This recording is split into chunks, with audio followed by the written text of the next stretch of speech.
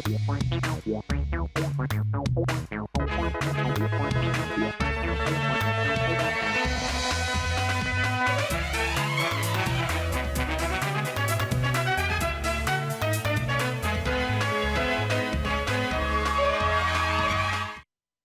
मेरा नाम है श्रुति जोशी। आइए एक नजर डालते हैं आज की हेडलाइंस पर।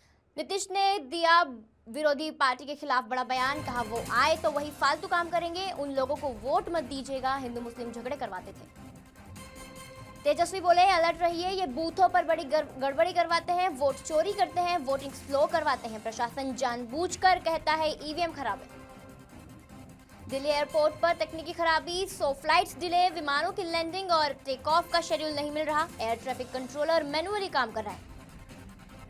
नहीं उड़ा हेलीकॉप्टर, चिराग ने मोदी को किया फोन, बेतिया में 45 मिनट हेलीकॉप्टर में बैठे रहे केंद्रीय मंत्री। ट्रंप अगले साल भारत आ सकते हैं, बोले पीएम मोदी ने न्योता दिया, वह अच्छे इंसान, रूस से तेल खरीदना भी कम किया। मुख्यमंत्री नीतीश कुमार ने पूर्वी चंपारण के केसरिया में सभा को संबोधित किया। उन्होंने कहा अगले 5 साल के लिए हमने तय कर दिया है, 1 करोड़ नौकरी और रोजगार दे देंगे। 2018 में हमने हर घर में बिजली पहुंचाई। इससे पहले सीएम नीतीश ने पूर्वी चंपारण के पहाड़पुर में सभा की। इस दौरान उन्होंने कहा पुराने वाले लोग कुछ काम नहीं किए। 2005 से पहले पूरे बिहार में भय का माहौल था, न इलाज, न सड़क, न बिजली, न शिक्षा की व्यवस्था थी। हमने हर सेक्टर, हर वर्ग के लिए काम किया है। देश की प्रगति में बिहार बड़ा रोल अदा करता है।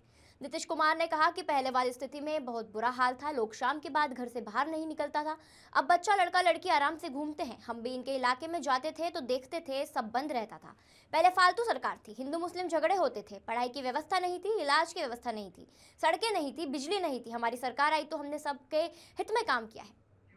अररिया में तेजस्वी यादव ने शुक्रवार को सभा की। उन्होंने कहा कि हम आपके लिए सारे काम करवाने जा रहे हैं, आप बस बचना मत।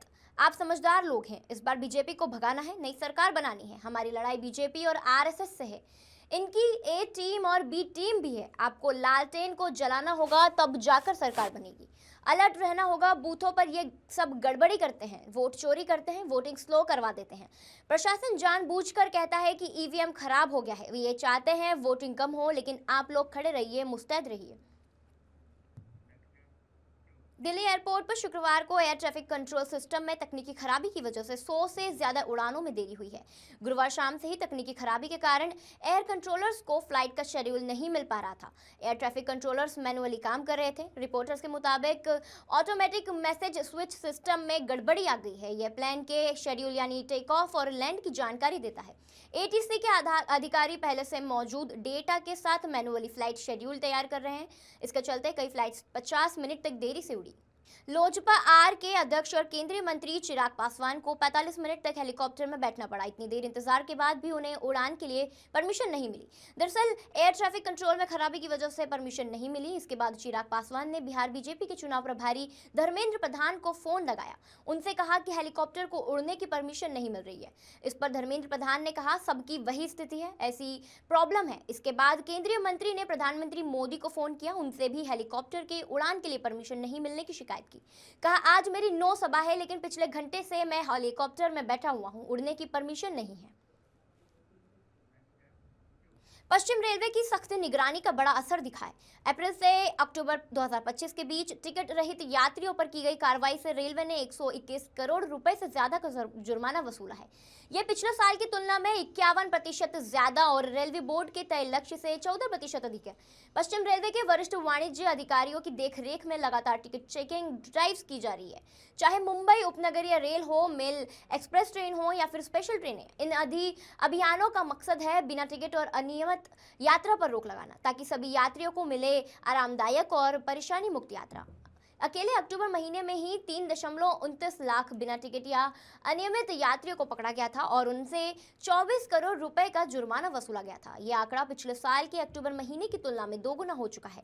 ऐसी लोकल ट्रेनों में अधिनिकृत विशेष प्रवेश रोकने के लिए भी बार बार सरप्राइज चेकिंग ड्राइव चलाए जा रहे हैं। इसके तहत अप्रैल से अक्टूबर 2025 के बीच करीब 62,000 यात्रियों को पकड़ा गया है और उनसे 2 करोड़ रुपए का जुर्माना वसूला गया है। यह पिछले साल की तुलना में 76% ज्यादा है। पश्चिम रेलवे के मुख्य जनसंपर्क अधिकारी विनीत अभिषेक ने बताया, यह सफलता रेलवे टीम की मेहनत और यात्रियों के प्रति समर्पण का परिणाम है। रेलवे ने जनता से अपील की है हमेशा वैध टिकट के साथ यात्रा करें और जिम्मेदार नागरिक बने। 9 महीने पहले वीर नर्मद दक्षिण गुजरात यूनिवर्सिटी के एक कर्मचारी की फर्जी हस्ताक्षर का इस्तेमाल कर एथलेटिक्स ट्रैक का उपयोग करने का मामला सामने आया है। अब उसी निजी स्पोर्ट्स एकेडमी को दोबारा एथलेटिक्स और ट्रैक का इस्तेमाल करने की अनुमति दे दी गई है। इससे यह सवाल उठ रहा है कि आखिरकार सरकारी संपत्ति का बार बार दुरुपयोग करने वालों को कैसे फिर से अनुमति मिल रही है। जानकारी के अनुसार उस एकेडमी के कोच ने महीनों तक नकली रसीदों के जरिए ट्रैक का अनधिकृत उपयोग किया था और झूठी सहियों से बोगस आई कार्ड बनवाए थे। इस पूरी घटना ने वीर नर्मद दक्षिण गुजरात यूनिवर्सिटी की साख पर सवाल खड़े कर दिए हैं और एक बार फिर यूनिवर्सिटी प्रशासन की कार्यप्रणाली पर उंगली उठाई गई है। मोडासा से उत्तर भारत की यात्रा कर लौट रहे पर्यटकों के साथ हादसा हो गया। हादसे में 13 यात्री घायल हो गए। घटना शहर के वाघजीपुर चौराहे पर हुई। पर्यटकों की निजी लग्जरी बस के ब्रेक आगे चल रहे थे। आयशर ट्रक से टकराने के हादसा हो गया। निजी लग्जरी बस में 56 यात्री सवार थे, जिनमें से 13 यात्रियों को चोटें आई है। सभी घायलों को 108 एम्बुलेंस की मदद से शाहरा रेफरल अस्पताल पहुंचाया गया। सौभाग्य से कोई हताहत नहीं हुआ। सूरत महानगर पालिका के सेंट्रल जोन में लापरवाही प्रशासन की वजह से एक और दर्दनाक हादसा हुआ है। भांडेरवाड़ होडी बंगला स्कूल के पीछे सैयदपुर इलाके में कुछ दिन पहले एक युवक पर आवारा हिंसक कुत्तों के झुंड ने हमला कर दिया था। युवक जान बचाने के लिए भागा, लेकिन गिरने से गंभीर रूप से घायल हो गया। इलाज के दौरान उसे ब्रेन हेमरेज हुआ और आखिरकार आज उसकी मौत हो गई। मृतक की पहचान इब्राहिम उर्फ एजाज अहमद अंसारी, जिसकी उम्र 48, निवासी सैयदपुरा सूरत के रूप में बताई जा रही है। पूरा इलाका इस घटना से स्तब्ध है और लोग सूरत महानगर पालिका के अधिकारियों के खिलाफ आक्रोश जता रहे हैं। स्थानीय लोगों का कहना है कि नगर पालिका की लापरवाही के कारण कुत्तों का आतंक बढ़ता जा रहा है और अब यह एक परिवार के लिए जीवन का सबसे बड़ा दुख बन गया। 10 किलोमीटर की नौका को बचाने के लिए गोमा नदी में बैरल बेड़ा पर एक खतरनाक यात्रा पिछले 7 साल से कर रहा खतरनाक काम। ग्रामीणों को पंचमहल कालोल तालुक के अलाली गांव से वांटा जाने के लिए मजबूर किया गया। ग्रामीणों को गोमा नदी पार करने के लिए अपना रास्ता खुद बनाना पड़ता था। मात्र 10 किलोमीटर कोई भी फेरो बचाने के लिए ग्रामीणों द्वारा प्लास्टिक बैरल से बनाई गई नाव पर खतरनाक ढंग से सवारी नहीं करता था। इतना ही नहीं, गांव के 500 से ज्यादा लोग हर दिन इस तरह खतरनाक काम कर रहे हैं। पिछले अगस्त माह में डोंगी पलटने से एक व्यक्ति की मौत भी हो गई थी। सोमवार को 2 महिलाओं को डूबने से बचाया गया था, लेकिन सिस्टम को कोई फर्क नहीं पड़ा। ग्रामीणों का हर प्रतिनिधित्व सिस्टम के अनगिभ कानों पर पड़ा है, जिसके कारण लोग रोजाना जान जोखिम में डालकर नदी में डोंगी में सफर करने को मजबूर हैं। अरवली में पुलिस कर्मियों का तबादला। जिले में कार्यरत 97 पुलिस कर्मियों के तबादले के आदेश जनहित में सभी पुलिस कर्मियों का स्थानांतरण कर दिया गया है। जिला पुलिस प्रमुख मनोहर सिंह जडेजा ने तबादले का आदेश दिया। पुलिस कर्मियों को तुरंत रिहा करने और अपने स्थानांतरण स्थान पर रिपोर्ट करने का आदेश दिया गया है। बिहार में विधानसभा चुनाव के बीच केंद्रीय मंत्री गिरिराज सिंह के बयान में सियासत ने खलबली मचा दी है। गिरिराज सिंह के बुर्के को लेकर कहा, जब सरकारी योजनाओं का लाभ लेना हो तो बुर्का हटा देती हैं, लेकिन मतदान में बुर्का क्यों नहीं हटेगा। इस पर जारी सियासत के बीच कांग्रेस की राष्ट्रीय प्रवक्ता सुप्रिया श्रीनेत भागलपुर में गिरिराज सिंह पर जबरदस्त तरीके से भड़क गई। सुप्रिया श्रीनेत ने कहा कि गिरिराज सिंह जैसा विशेला आदमी हमने जीवन में नहीं देखा। ईश्वर से प्रार्थना है कि उनका मानसिक संतुलन ठीक करे।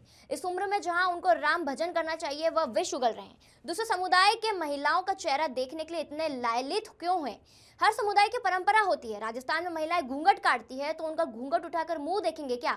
गिरिराज सिंह के मन में क्या चल रहा है? एक इनके नरोत्तम मिश्रा थे जो दीपिका पादुकोण की फोटो जूम करके देखते थे। अगर आइडेंटिफिकेशन की बात है तो आइडेंटिफिकेशन एक खड़ा हुआ ठुल्ला आदमी करेगा या फिर महिला कर्मचारी करेगी? किसी महिला को जांच करना है तो पुरुष जांच करेगा या फिर महिला जांच करेगी? ये कैसी बातें गिरिराज सिंह कर रहे हैं? आइए सुनते हैं इन्होंने क्या कहा। गिरिराज सिंह जैसा विशैला व्यक्ति शायद मैंने अपने जीवन में नहीं देखा है। आपके माध्यम से उन तक एक मैसेज जरूर पहुंचे कि मैं उनके लिए प्रार्थना करती हूँ, ईश्वर उनका मानसिक संतुलन और उनको शांति दे। इस उम्र में जब उनको राम भजन करना चाहिए, वो विष और जहरी उगलते रहते हैं। भागलपुर से पहले तो भागलपुर के सवाल का जवाब पहले गिरिराज सिंह दे। भागलपुर में आपने कहा कि यहां पर सिल्क बोर्ड क्राइटेरिया फुल नहीं कर रहा है। ये दगा और धोखा आपने क्यों किया भागलपुर के साथ? पहले तो आप ये जवाब दीजिए। और असलियत ये है कि दूसरे समुदाय की महिलाओं का चेहरा देखने के लिए आप इतने लालायित क्यों हैं? हर समुदाय की परंपरा होती है। हमारे राजस्थान की महिलाएं घूंघट करती है तो उनका मुंह जाके देखेंगे क्या आप? अमेरिकी राष्ट्रपति डोनाल्ड ट्रंप ने गुरुवार को कहा कि वे अगले साल भारत आ सकते हैं। उन्होंने बताया कि प्रधानमंत्री मोदी के साथ उनकी बातचीत बहुत अच्छी चल रही है और दोनों देशों के बीच व्यापार समझौते पर चर्चा आगे बढ़ रही है।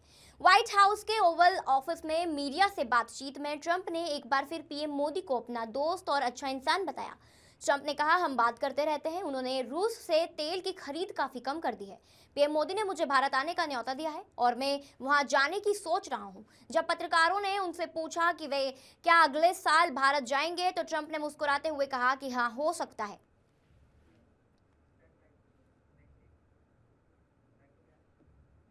असम के मुख्यमंत्री हिमंत बिस्वा शर्मा के बयान पर राष्ट्रीय जनता दल के प्रवक्ता एजाज अहमद ने तीखी प्रतिक्रिया व्यक्त करते हुए कहा कि ये लोग मुद्दे की बात पर नहीं और धर्म और भरम की राजनीति पर वोट लेना चाहते हैं।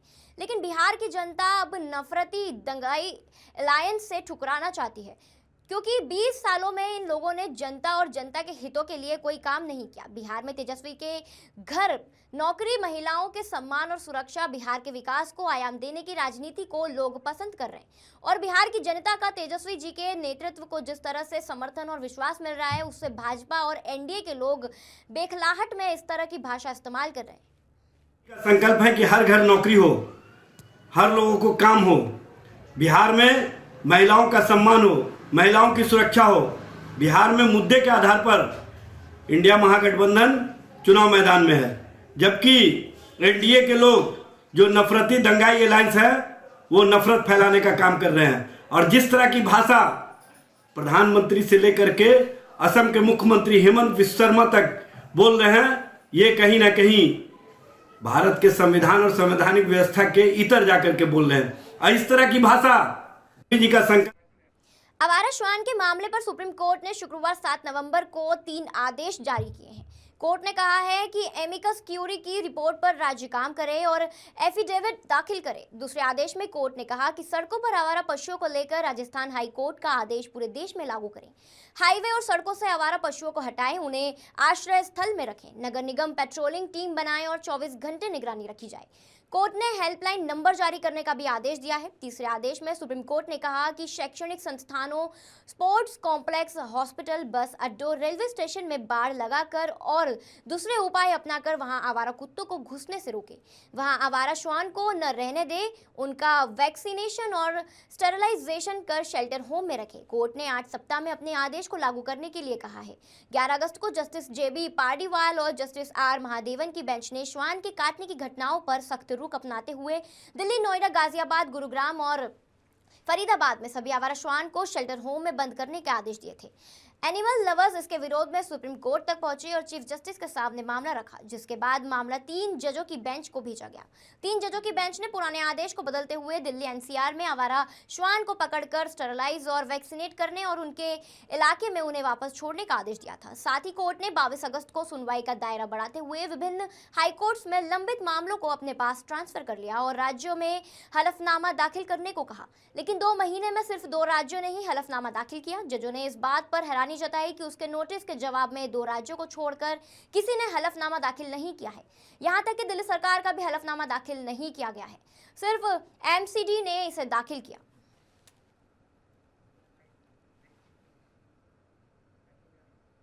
मतदान प्रतिशत में बढ़ोतरी पर केंद्रीय मंत्री चिराग पासवान ने कहा कि 2005 में एनडीए की सरकार बनी थी। इसके बाद 2010 में इसी तरीके के मतदान हुए थे और एनडीए की प्रचंड बहुमत की सरकार बनी थी और अधिक सीट जीती थी। उसी तरीके से इस बार भी प्रोकेम्बेसी है और देखा जा रहा है कि हमारे प्रधानमंत्री नरेंद्र मोदी वर्ष से लगातार बिहार दौरे पर आ रहे हैं। बिहार और बिहारी के लिए योजनाओं को समर्पित कर रहे हैं। मतदान प्रतिशत में बढ़ोतरी कहीं ना कहीं एनडीए के प्रति लोगों का विश्वास दिखाता है। अब परिणाम आने में ज्यादा दिन नहीं बचे हैं। प्रथम चरण के 121 सीटों में 100 से करीब सीट हम लोग जीत रहे हैं। आइए सुनते हैं चिराग पासवान ने और क्या कहा।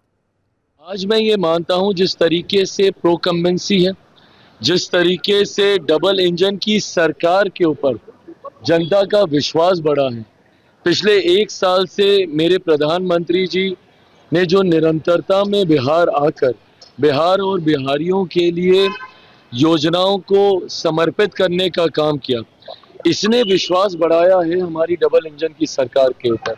और मैं ये मानता हूं कि ये जो मत प्रतिशत बढ़ा है, ये उसी विश्वास की वजह से बढ़ा है। और बहरहाल अब ज़्यादा दिन बचे नहीं है, 14 तारीख को तो परिणाम आ ही जाएंगे। पर जो फीडबैक हम लोग के पास आ रहा है, जितने सर्वेस, जितने रुझान हम लोग के पास आए हैं, इस बात में हम लोग को कतई कोई संदेह नहीं है कि आउट ऑफ 121 सीट्स हम लोग 100 सीटें, 100 के आसपास की सीटें हम लोग बहुत आराम से जीत रहे हैं। मैं खुद अगर अपनी सीटों की बात करूं, 14 सीटों पर हम लोग चुनाव लड़ रहे थे, मैं मरौड़ा को भी उसमें जोड़ रहा हूं, जिसमें निर्दलीय प्रत्याशी को एनडीए ने अपना समर्थन दिया। अगर मैं उनकी भी मैं बात करूं तो 14 की 14 सीटों पर कल रात भर तक हम लोग फीडबैक ले रहे थे। 14 की 14 सीटें पॉजिटिव हैं और मैं मान रहा हूं कि ये सीटें भी हम लोग जीत रहे हैं। सीबीआई ने पंजाब के पूर्व डीजीपी मोहम्मद मुस्तफा और उनकी पत्नी रजिया सुल्तान और अन्य के खिलाफ उनके बेटे अकील अख्तर, जो कि 35 साल की हैं, उनकी हत्या के मामले में एफआईआर दर्ज की है। अकील अख्तर 16 अक्टूबर को हरियाणा के पंचकुला में संदिग्ध परिस्थितियों में पाए गए थे। अधिकारियों ने यह जानकारी दी। एफआईआर के अनुसार मृतक और उसके परिवार के बीच असंतोष पनप रहा था। एफआईआर इस आरोप पर दर्ज की गई है कि पंजाब के पूर्व डीजीपी मोहम्मद मुस्तफा और पंजाब की पूर्व लोक निर्माण मंत्री रजिया सुल्तान के बेटे अकील अख्तर, जो वर्तमान में पंचकूला के मनसा देवी मंदिर के पास सेक्टर 4 में रहते हैं, उनकी 16 अक्टूबर को संदिग्ध परिस्थितियों में मौत हो गई। मुस्तफा ने अपने बेटे को खोने के एक पिता के लिए सबसे बड़ा दुख बताया और इस बात पर जोर दिया कि अकील 18 साल से ड्रग्स की लत से जूझ रहा था। उन्होंने अपने बेटे की मौत का कारण ओवरडोज बताया और गड़बड़ी के आरोपों को छोटी राजनीति बताया। उन्होंने कहा कि एक पिता के लिए अपने इकलौते बेटे को खो देने से बड़ा कोई और दर्द नहीं हो सकता। मुस्तफा ने कहा कि मैं जांच में पूरा सहयोग करूंगा, अगर मैं दोषी हूं तो मैं फांसी पर चढ़ने को तैयार हूं। न्यायाधीश सीजीआई भूषण गवई ने कहा है कि मुंबई में बनने वाली नई बॉम्बे हाईकोर्ट इमारत फिजूल खर्ची से दूर रहे और न्याय का मंदिर बने, न कि 7 स्टार होटल। बुधवार को बांद्रा में इस इमारत की नींव रखने के बाद एक सभा को संबोधित करते हुए सीजीआई गवई ने जोर दिया कि नई इमारत समाजवादी ढांचे की तरह न दिखे, बल्कि संविधान में निहित लोकतांत्रिक मूल्यों के अनुरूप हो। सीजीआई ने सुझाव दिया कि नई इमारत में फिजूल खर्ची से बचा जाए और याद दिलाया जाए कि जज अब जमींदार नहीं रहे। बता दें कि पूरे प्रोजेक्ट पर 4000 करोड़ रुपए से ज्यादा खर्च होने का अनुमान है। सीजीआई ने कहा, कुछ अखबारों में पढ़ा कि इमारत फिजूल खर्ची वाली है। 2 जजों के लिए एक लिफ्ट साझा करने का प्रावधान है। जज हाई कोर्ट के हो, ट्रायल कोर्ट के हो या सुप्रीम कोर्ट के, सभी संस्थाएं न्यायपालिका, कार्यपालिका और विधायिका संविधान के तहत देश के आखिरी नागरिक की सेवा के लिए काम करती है। समाज को इंसाफ देने के लिए उन्होंने इमारत की भव्यता और आइकॉनिक संरचना बनाए रखने पर जोर दिया। सीजीआई ने कहा, कोर्ट इमारतों की योजना बनाते वक्त हम जजों की जरूरतों पर ध्यान देते हैं, लेकिन भूलना नहीं चाहिए कि हम नागरिकों और मुकदमेबाजों की जरूरतों के लिए मौजूद हैं। यह इमारत न्याय का मंदिर बने, 7 सितारा होटल नहीं बने। सुप्रीम कोर्ट ने शुक्रवार को कहा कि 25 जून को अहमदाबाद में हुए विमान हादसे के लिए पायलट को दोषी नहीं ठहराया जा सकता है। जस्टिस सूर्यकांत और जस्टिस जॉय माल्या बागची की बेंच ने कहा कि देश में कोई भी यह नहीं मानता कि यह पायलट की गलती थी। प्रारंभिक जांच रिपोर्ट में भी पायलट के खिलाफ कोई आरोप नहीं है। सुप्रीम कोर्ट ने अहमदाबाद प्लेन के हादसे में मारे गए पायलट में से एक सुमित सबरवाल के 91 साल के पिता पुष्कर राज सबरवाल की याचिका पर यह बात कही। पुष्कर ने हादसे की स्वतंत्र जांच की मांग की है, जिस पर कोर्ट ने केंद्र और डीजीसीए से जवाब मांगा है। इस याचिका पर 10 नवंबर को एक और मामले के साथ सुनवाई की जाएगी। 12 जून को एयर इंडिया के अहमदाबाद से लंदन जा रही फ्लाइट AI-171 क्रैश हो गई थी। हादसे में प्लेन में सवार 230 यात्री और 12 क्रू मेंबर समेत 241 लोगों की मौत हो गई थी। वहीं जहां प्लेन गिरा था वहां मौजूद 29 लोग भी मार गए थे। हादसे में गुजरात के पूर्व मुख्यमंत्री विजय रूपाणी का भी निधन हो गया था। याचिकाकर्ता ने कोर्ट को बताया कि वॉल स्ट्रीट जर्नल की एक खबर ने दावा किया कि हादसा पायलट की गलती से हुआ था। रिपोर्ट ने भारत सरकार के एक गुमनाम सोर्स का हवाला दिया था। हालांकि बेंच ने यह साफ कर दिया कि विदेशी मीडिया की रिपोर्टें भारत में जुडिशियल सिस्टम को प्रभावित नहीं करेंगी। ये थी अब तक की खबरें, और खबरों के लिए बने रहिए राष्ट्रीय समाचार के साथ। नमस्कार।